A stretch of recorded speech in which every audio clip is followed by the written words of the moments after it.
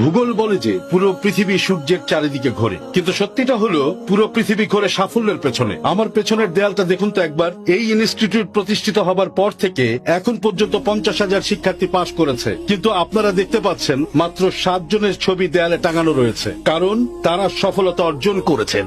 বহির্বিশ্বের প্রতিযোগিতাটা একবার চিন্তা করুন। আমিও এই প্রতিষ্ঠানের একজন ছাত্র ছিলাম। আপনাদের জায়গায় বসা অবস্থায় সব সময় এই ইনস্টিটিউটের ডিন হবার স্বপ্ন দেখতাম, সেটাই হয়েছে। এই ইনস্টিটিউট আমাকে শিখিয়েছে কিভাবে সফল হতে হয়। এই হলরুমের অধিকাংশ শিক্ষার্থী ব্যর্থতাকে ভয় পায়। সবাই জানি কথায় আছে, ব্যর্থতায় হচ্ছে সফলতার প্রথম ধাপ। ওয়েল, যদি কারো কিছু বলার থাকে মঞ্চ উন্মুক্ত, প্লিজ চলে আসুন।